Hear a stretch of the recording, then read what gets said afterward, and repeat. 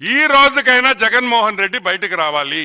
ఇంకా ఎన్ని రోజులు నీ కేసులు ట్రయల్కి వచ్చేదానికి ఎన్ని రోజులు నీకు ఈ కేసులు జరుగుతాయి? ఇప్పుడు 5,000 రోజులు జరిగినాయి.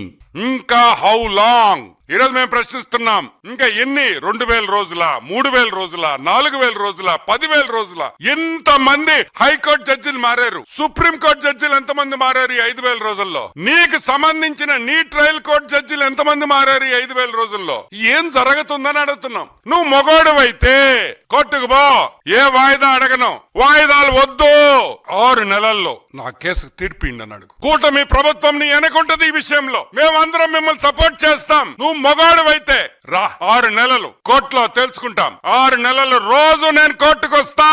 నేను ఖాళీగా ఉన్నా, నాకు పని బాట లేదు, బెంగళూరు పోయే బదులు కోర్టుకు వస్తానని చెప్పు. నాకు ఇంక కేసులు వద్దు, అటో ఇటో తేల్చండి అని చెప్పే దమ్ము ధైర్యం నీకు గాని ఆ కేసులో ఇన్వాల్వ్ అయిన ఎదవలకు అందరికి ఎవరికైనా ఉందా అని నేను ప్రశ్నిస్తున్నా. ఈ రోజు నేను చెప్తున్నా, చంద్రబాబు నాయుడు గారి గురించి గాని లోకేష్ బాబు గురించి గాని మాట్లాడే పని అయితే ఫస్ట్ నీ కేసులు తెగదింపు చేసుకొని రా, కోర్టుకు పో. దమ్మున్న మగాడి అంటావు కదా, పో కోర్టుకి.